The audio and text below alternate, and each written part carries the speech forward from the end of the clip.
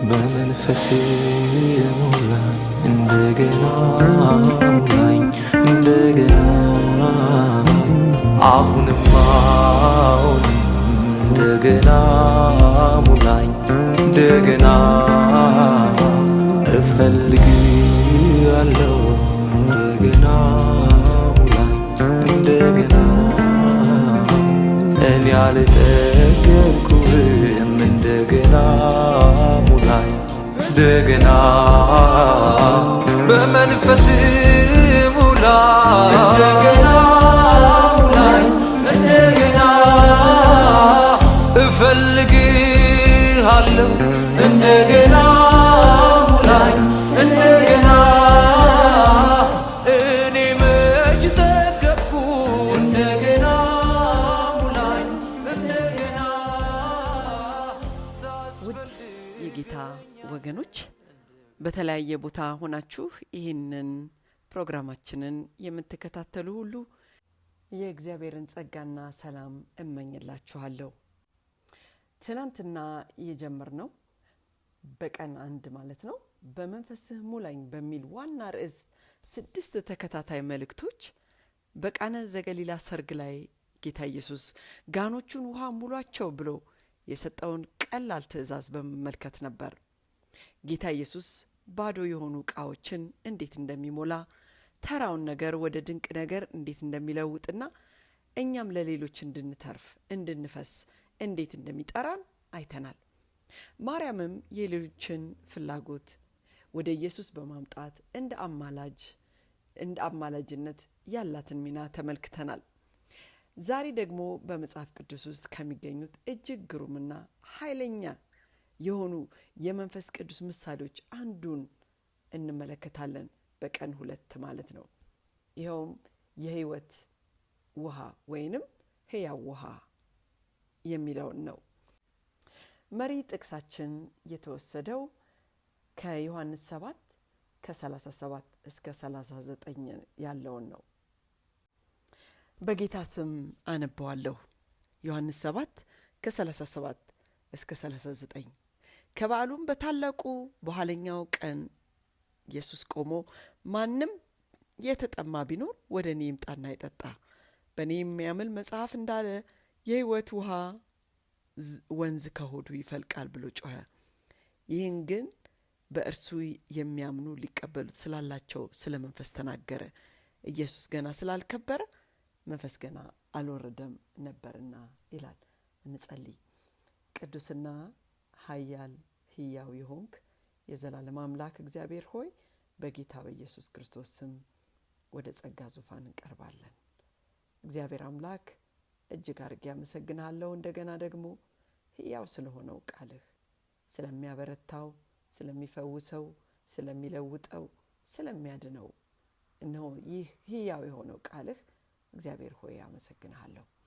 አሁንም ደግሞ የቃሉ ባለቤት የሆንከው አንተ መንፈስ ቅዱስ ይህንን ቃል ለኔም ሆነ ለሚሰሙት ሁሉ ሕይወት ይሆንላቸው ዘንድ በክርስቶስ ኢየሱስ ስም ጸልያለሁ። ካፌ የወጣው ቃል በከንቱ ወደ እኔ አይመለስም ያልከው አንተው ነህ። እግዚአብሔር ሆይ ይህ ቃል በከንቱ ወደ አንተ አይመለስ። ነገር ግን ጌታ ሆይ የተላከበትን ሐሳብ ዋና ዓላማ ይፈጽም ዘንድ በክርስቶስ ኢየሱስ ስም ጸልያለሁ። እኔም ባሪያህን ራሴን ላንተ አሳልፌ እሰጥሃለሁ። በመንፈስ ቅዱስህ እንድትሞላኝ እጸልያለሁ። ይህን የማቀርበውን የሕይወት ውሃ ለኔ ለባሪያህ አስቀድመህ እንድትሞላኝ፣ ደረቁን ሕይወቴን እንድታረሰርስ፣ ከኔ አልፎ ሌሎችን ሁሉ የሚያጥለቀልቅ ውሃ እንድታረገው በክርስቶስ ኢየሱስ ስም ጸልያለሁ። አልፈህ በውስጤ እንድትናገር እጸልያለሁ። ጌታ ሆይ ክብር ሁሉ ላንተ ይሁን በጌታ በኢየሱስ ስም አሜን። እንግዲህ ቀን 2 የሕይወት ውሃ ወይንም ሕያው ውሃ ማለት እንችላለን። ዛሬ የሰው ልጅ ነፍስ የተጠማች መሆኗን ለመረዳት ብዙ ሳይንስ አያስፈልገንም። ሰዎች ለብዙ ነገር ተጠምተዋል። ዓለም ለሰላም ተጠምታለች። ወጣቶቻችን ለዓላማ ተጠምተዋል። እያንዳንዱ ቤት ለእውነተኛ ትዳር ደስታ ተጠምቷል። ነገር ግን በዚህ ዓለም ከመንፈስ ቅዱስ ከዚህ ሕያው ውሃ በቀር የመንፈሳችንን ጥልቅ ጥማት የሚያረካ ምንጭ የለም። ዛሬም የምንመለከተው ይህንኑ የሚያረካውንና የሚለውጠውን መንፈስ ቅዱስን የሚወክለውን ውሃ ነው። ሃሌሉያ! ይህ ተራ ውሃ አይደለም ወገኖቼ። ይህ የመንፈስ ውሃ ለጊዜው አድሶ የሚጠፋ አይደለም። ይልቁንም ከእግዚአብሔር ልብ ወደኛ የሚፈስ የእግዚአብሔር መገኘት ነው እንጂ ሕያው ውሃ ዝም ብሎ ጽንሰ ሐሳብ፣ ኃይል ወይም ስሜት አይደለም። እሱ ራሱ አካል የሆነው መንፈስ ቅዱስ ነው እንጂ የሚመጣውም ሊነካ ብቻ አይደለም፣ ነገር ግን ሊሞላንና በእኛ በኩል ሊፈስ ሊተርፍ ነው። መንፈስ ቅዱስ ለማርካት ብቻ የሚመጣ ውሃ አይደለም፣ ለመትረፍረፍ የሚመጣ ወንዝ ነው። ውሃ የደረቀ መሬትን እንደሚያድስ ሁሉ መንፈስ ቅዱስም የደረቁ ነፍሳትን የሚጠብቁ ልቦችንና ባዶ ጉድጓዶችን ያድሳል። ወደ ዋናው ጥቅሳችን ወደ ዮሐንስ 7:37-39 ስንመለስ በዚህ ጥቅስ ውስጥ የተለያዩ ክፍሎችን እንመልከት። አንደኛው የምናየው ነገር ምንድን ነው? መጠማትን ነው። መንፈሳዊ ድርቀትንና ባዶነትን መረዳት እንመለከታለን። ታሪካዊ ዳራውን ልንገራችሁ። ጌታ ኢየሱስ እነዚህን ቃላት የተናገረው በዳስ በዓል ወቅት ነበር። ይህ በዓል እስራኤላውያን በምድረ በዳ ለ40 ዓመታት ሲንከራተቱ እግዚአብሔር ያደረገላቸውን አቅርቦት፣ በተለይም የውሃ አቅርቦቱን የሚያስታውሱበት በዓል ነበረ። በዚህ በዓል ወቅት አንድ ግሩም ስነ ስርዓት ነበራቸው። የሚያከብሩት እንደ ሪቹዋል ማለት ነው። በየዓመቱ ያከብሩታል። በየቀኑ ካህናቱ ወደ ሰሊሆም ኩሬ ይወርዱና በወርቅ ማሰሮ ውሃ ቀድተው ወደ ቤተ መቅደሱ ያመጣሉ። እግዚአብሔር በምድረ በዳ ከአለት ውሃ እንዳወጣላቸው እያሰቡ ሕዝቡ እየዘመሩና ደስ እያላቸው ውሃውን በመሰዊያው ላይ ያፈሱታል። በበዓሉ መጨረሻና ታላቅ በሆነው ቀን የበዓሉ መደምደሚያ ላይ ማለት ነው፣ ጌታ ኢየሱስ በመቅደሱ ቆሞ በታላቅ ድምፅ እንዲህ ብሎ ጮኸ፣ ማንም የተጠማ ቢኖር ወደ እኔ ይምጣና ይጠጣ። ያንን ትዕይንት እስቲ በአይነ ህሊናችሁ ተመልከቱት። በሺዎች የሚቆጠሩ ሰዎች ተሰብስበዋል።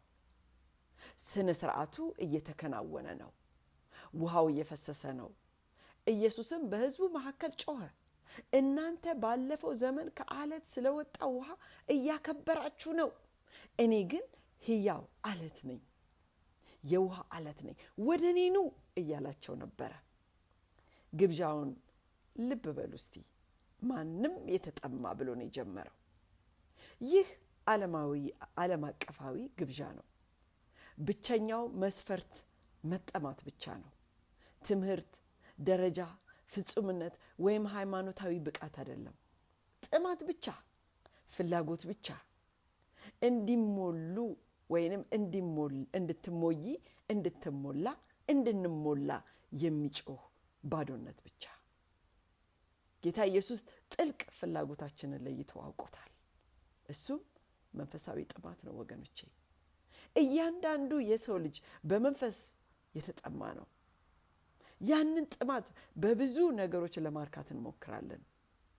በስኬት፣ በግንኙነቶች፣ በንብረት በመሰብሰብ፣ በልምምዶች፣ በውጤቶች፣ እንዲያውም በሃይማኖታዊ ተግባራት።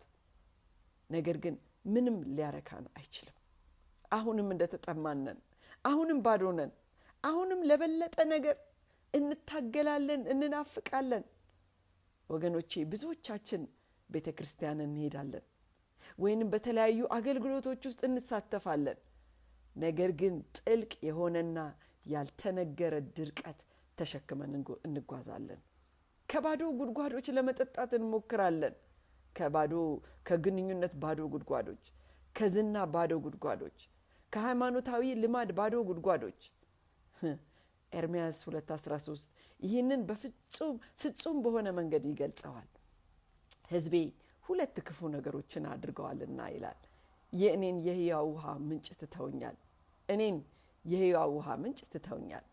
ውሃም የማይይዙትን የተቀደዱ ጉድጓዶች ለራሳቸው ቆፍረዋል ይላል። ወገኖቼ ምንጩን ትተን የራሳችንን ጉድጓዶች እንቆፍራለን ዛሬ። እነሱ ግን የተሰበሩ ናቸው። እነዛ የምንቆፍራቸው ጉድጓዶች ግን ያፈሳሉ፣ ውሃ መያዝ አይችሉም። የሳምራዊቷን ሴት ምሳሌ እስቲ እንመልከት።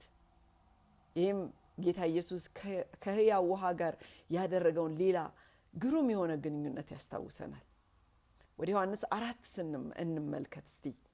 ይህ በጉድጓድ አጠገብ ስለነበረችው ሳምራዊት ሴት የሚናገር ታሪክ ነው። ስለዚች ሴት ጥቂት ነገሮችን እንመልከት፣ ልብ እንበል እስቲ። ጌታ ኢየሱስ በሰማርያ በኩል ማለፍ ነበረበት። ይህ የተለመደ መንገድ አልነበረም። ነገር ግን ጌታ ኢየሱስ ከተጠማች ነፍስ ጋር መለኮታዊ ቀጠሮ ነበረው። በቀጠር ሰዓት በቀኑ እጅግ በጣም ሞቃታማ በሆነ ጊዜ በያዕቆብ ጉድጓድ አጠገብ ተቀመጠ። በተለመደ ሁኔታ በዚያ በቀትር ፀሐይ ወደ ጉድጓድ የሚመጣ የለም። ሴቶች በማለዳ ወይ በማታ በቅዝቃዜ ወቅት ይመጣሉ። ነገር ግን ይቺ ሴት ሰዎችን ላለማየት ስትል ይህንን ሰዓት መረጠች። ለምን? በማህበራዊ የውርደት ስሜት ውስጥ ስለነበረች ነዋ። ታሪኩን ወደ ታች ስናነብ 5 ጊዜ አግብታ አሁን ደግሞ ከባሏ ካልሆነ ሰው ጋር ትኖር እንደነበረ እንረዳለን። ከአንድ ወንድ ወደ ሌላ ወንድ፣ ከአንድ ግንኙነት ወደ ሌላ ግንኙነት በመሄድ የተጠማችውን ነፍሷን ለማርካት ሞክራ ነበር። ይህ ሀፍረት ከሰዎች እንድትገለል አድርጓታል። ብቻዋን ባዶና ለእውነተኛ ነገር የተጠማች ነበረች። ከዚያስ ጌታ ኢየሱስ በዛ አገኛት። ከዚህ ጉድጓድ የምንማራቸው ቁልፍ ትምህርቶችን እንመልከት። አንደኛ፣ ጌታ ኢየሱስ የመጀመሪያውን እርምጃ ሲወስድ እናያለን። እሱ ራሱ ነው ውሃ አጠጭኝ በማለት ንግግሩን የጀመረው።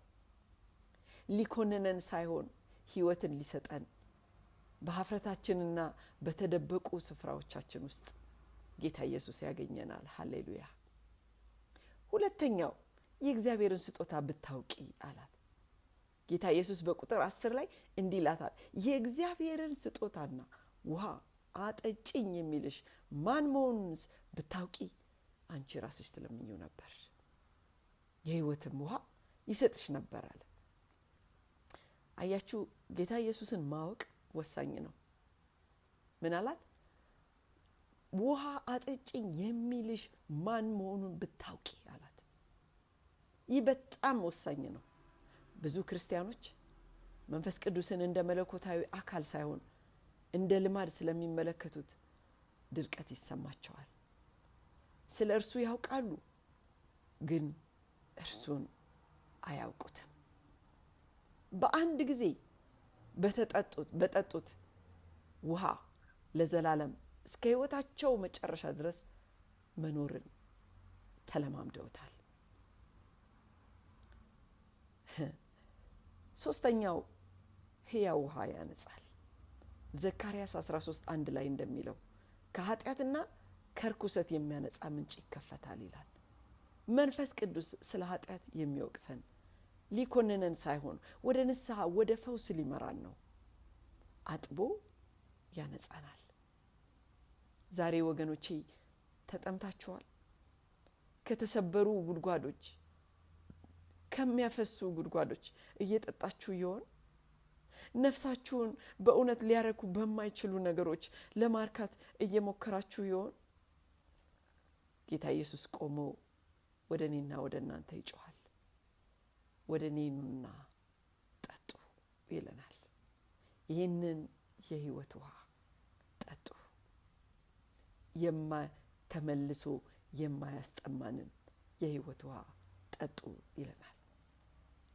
በክፍል 2 የምንመለከተው ደግሞ መቀበልን ነው። ለግብዣው ክፍት መሆን። እንደገና ጌታ ኢየሱስ ዮሐንስ 7:37 እንመልከት። ምንድነው የሚለው? ስንመለከት ኢየሱስ ይህንን ግብዣ በሹክሹክታ አልተናገረም። በጥቂት ሰዎች ጆሮ በቀስታ አልተናገረም። ይልቁንም ሁሉም እንደሚሰማው ቆሞ ጮኸ፣ ይምጣና ይጠጣ አለ። ማንም የተጠማ ይህንን ውሃ የተጠማ ቢኖር ምን ያርጋለ? ይምጣና ወደ እኔ ይምጣና ይጠጣ አለ። ይህ በሃይማኖታዊ ጥረት የምናገኘው ነገር አይደለም ወገኖቼ። ለልዩ መንፈሳውያን ብቻ የተቀመጠም ነገር አይደለም። ሁሉንም ነገር ላስተካከሉ ሰዎችም ጻድቃኖችም አይደለም። ምንድነው የሚለው? ለሚያምኑ ሁሉ የተሰጠ ስጦታ ነው። ጌታ ኢየሱስ በቁጥር 38 ላይ ያለውን ልብ በሉ። በእኔ የሚያምን መጽሐፍ እንዳለ የሕይወት ውሃ ወንዝ ከሆዱ ይፈልቃል አለ። ዮሐንስም በቁጥር 39 ላይ ሲያብራራ እንዲህ ይላል፣ ይህን ግን በእርሱ የሚያምኑ ሊቀበሉት ስላላቸው ስለ መንፈስ ተናገረ ይላል። ይህ ሕያው ውሃ ራሱ መንፈስ ቅዱስ ነው ወገኖቼ። ጌታ ኢየሱስ በዮሐንስ 4 ከ13 እስከ 14 ላይ ያደረገውን በንጽጽር እንድንመለከተው ፈልጋለሁ። በጉድጓዱ አጠገብ ለነበረችው ሴት እንዲህ አላት፣ ከዚህ ውሃ የሚጠጣ ሁሉ እንደገና ይጠማል። እኔ ከምሰጠው ውሃ የሚጠጣ ግን ለዘላለም አይጠማም።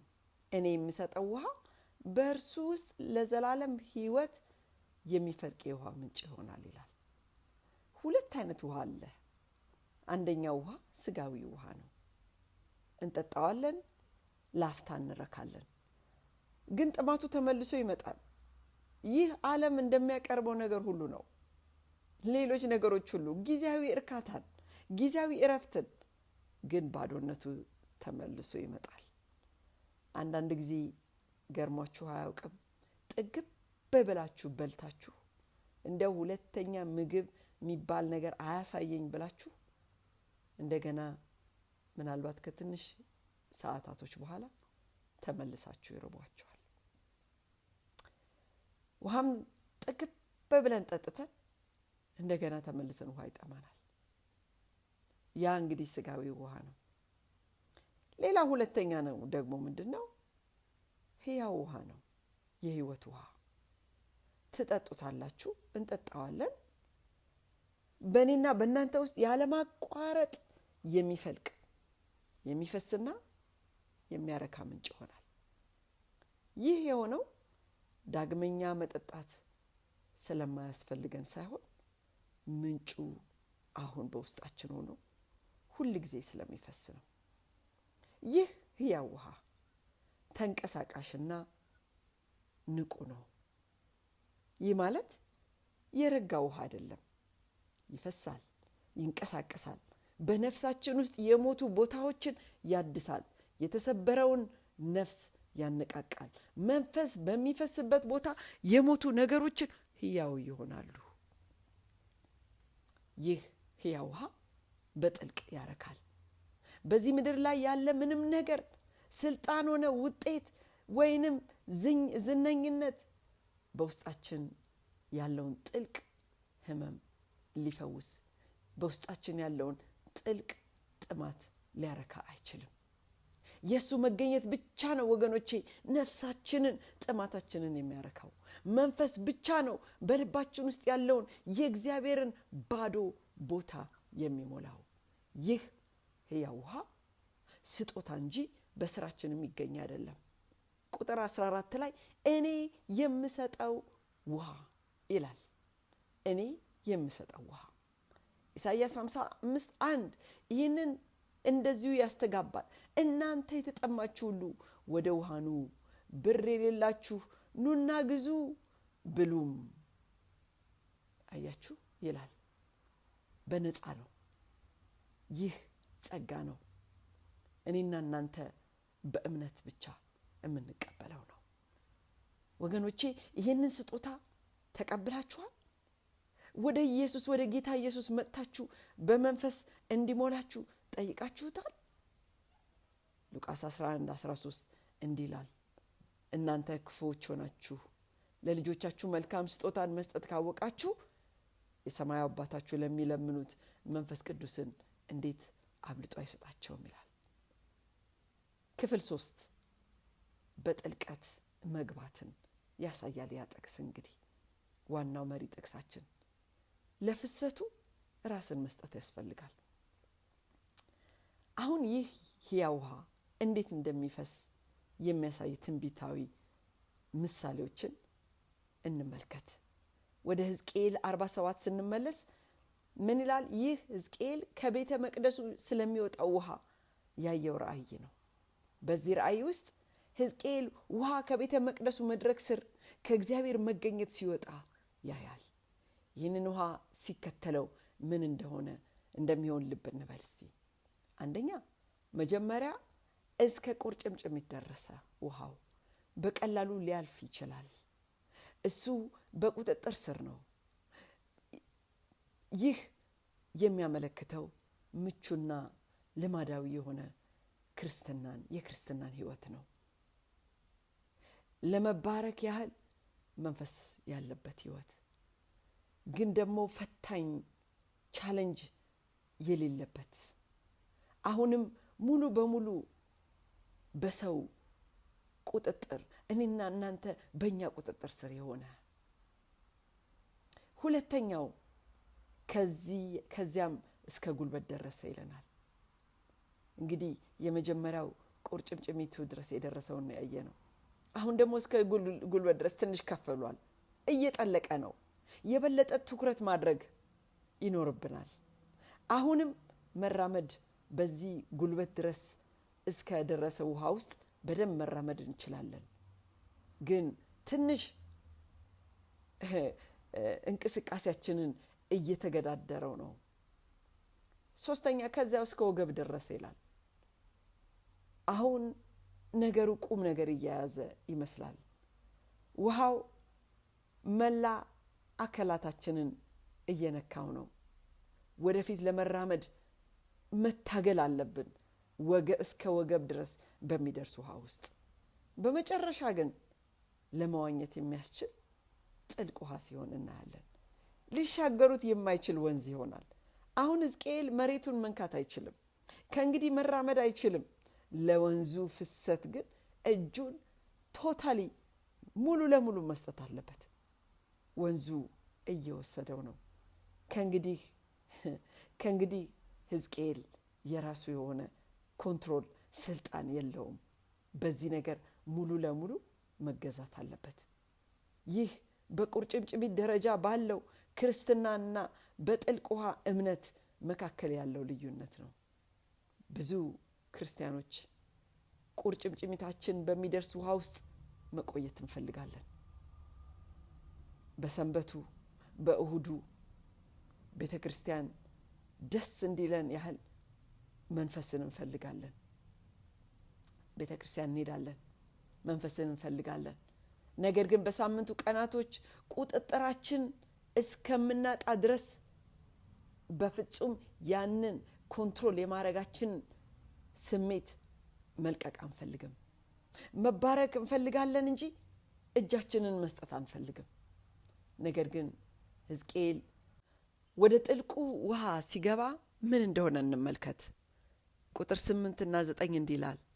ይህ ውሃ ወደ ምስራቁ አገር ይወጣል፣ ወደ ባህሩም ይገባል። ወደ ባህሩ በገባ ጊዜ ባህሩ ይፈወሳል። ወንዙም በሚመጣበት ስፍራ ሁሉ ሕያው ነፍስ ያለው ሁሉ በሕይወት ይኖራል።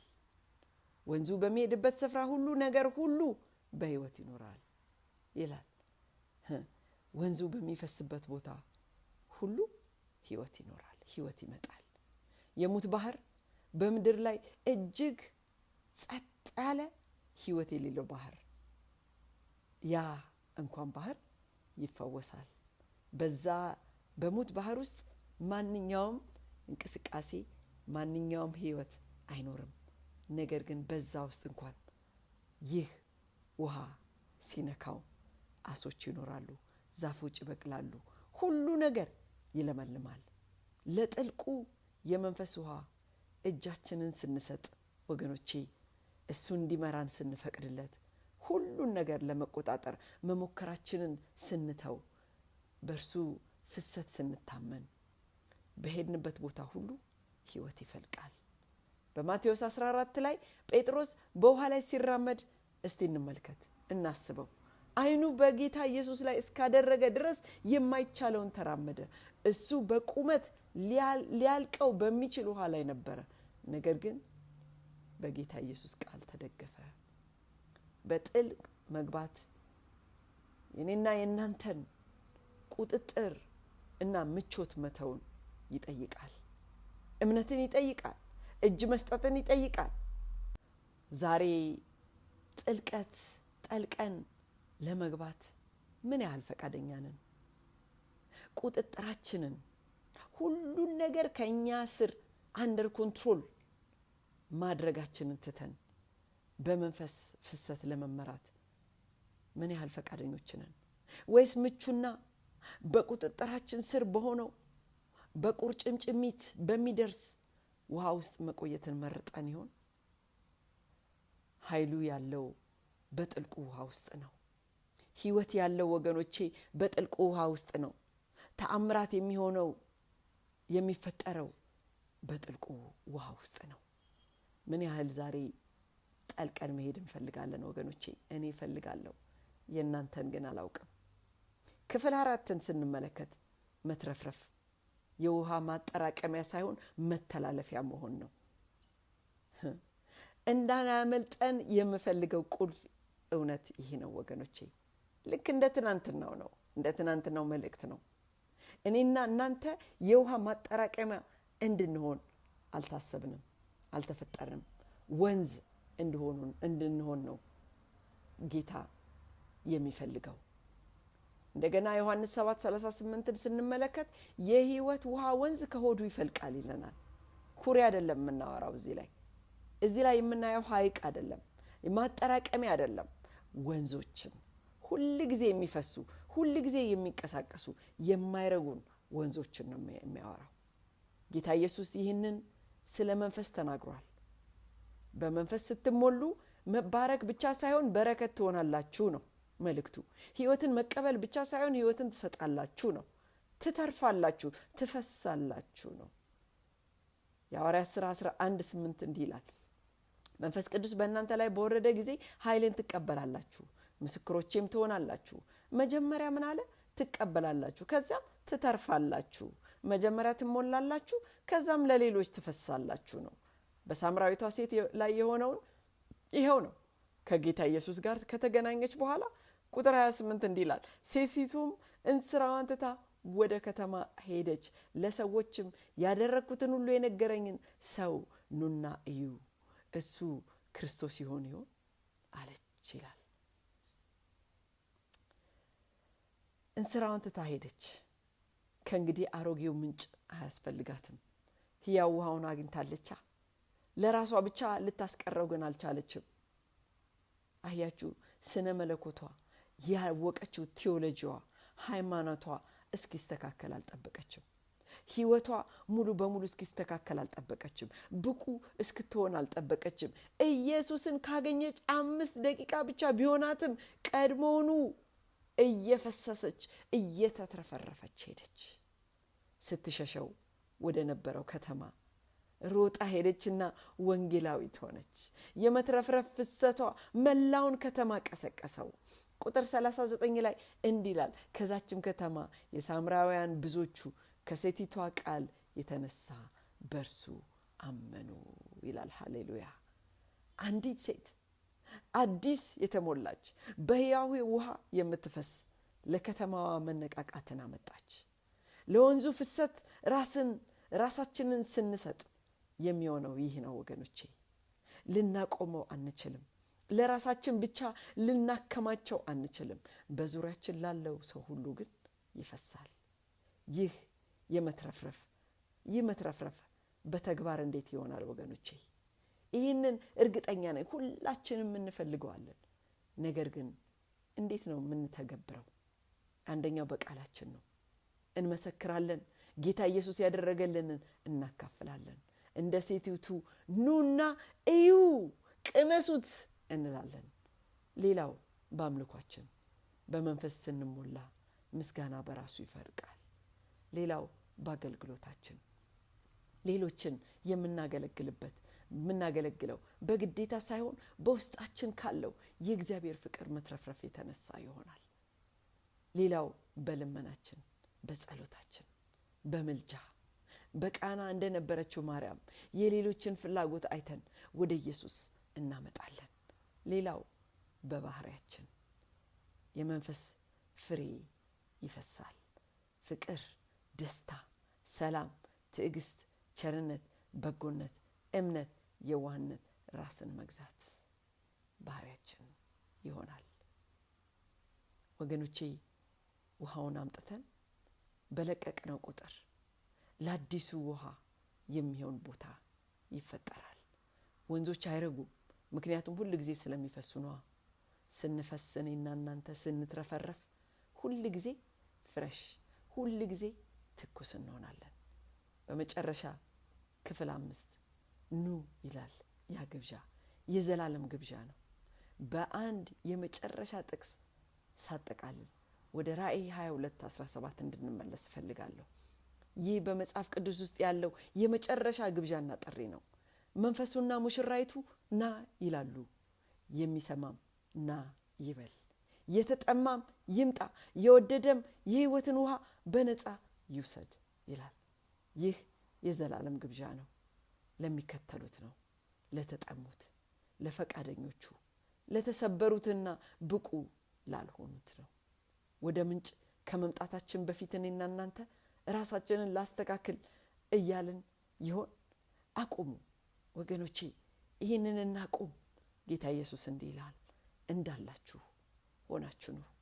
የተሰበረውን ጉድጓድ፣ ባዶውን ጉድጓድ፣ ሀፍረቱንና ጥማቱን ሁሉ ይዛችሁ ነው። ዝም ብላችሁ ነው። ግብዣው ቀላል ነው። ከተጠማችሁ ኑና ጠጡ። ካመናችሁ መንፈስን ተቀበሉ። ፈቃደኛ ከሆናችሁ ወደ ጥልቁ ግቡ። ከተሞላችሁ ፍሰሱ፣ ትረፉ እያለ ነው።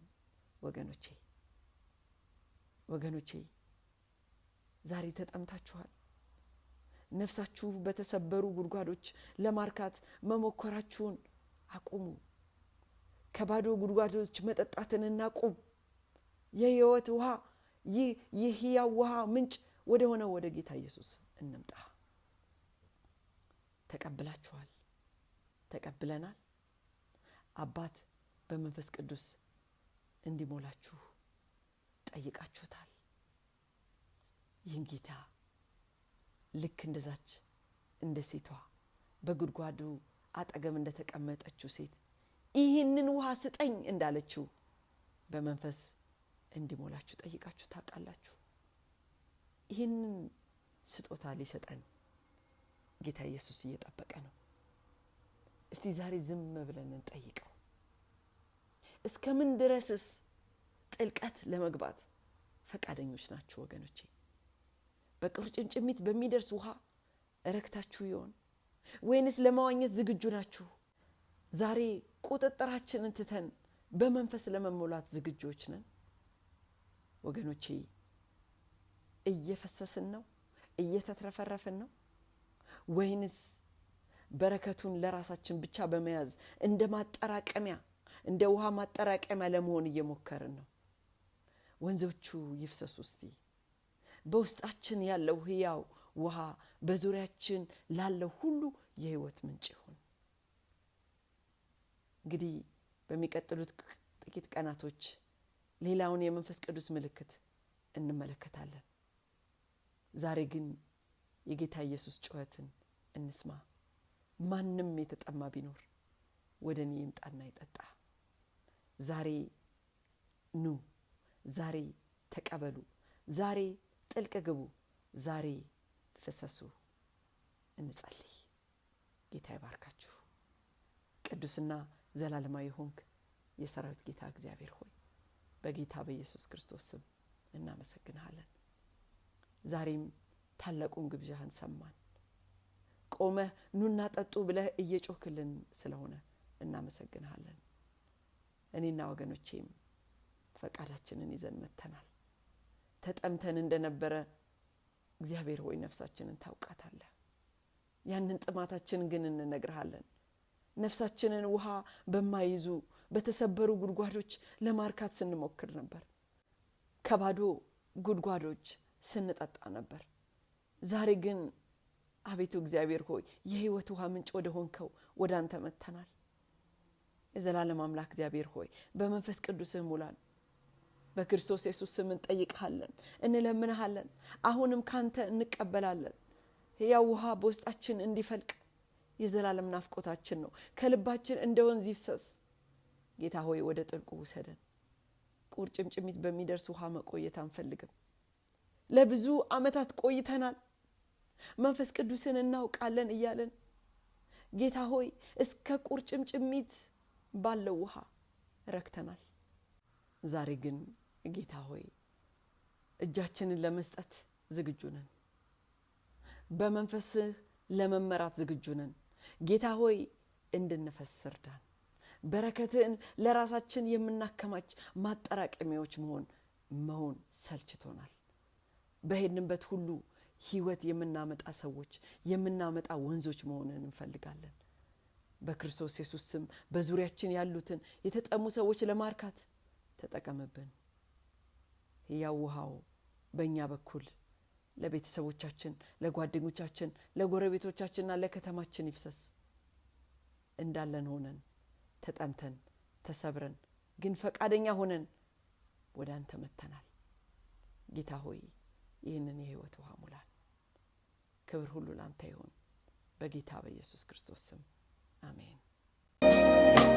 በመንፈስ ሙላኝ እንደገና ሙላኝ እንደገና አሁንም እንደገና ሙላኝ እንደገና እፈልግሃለሁ እንደገና ሙላኝ እንደገና እኔ አልጠገብኩህም እንደገና ሙላኝ እንደገና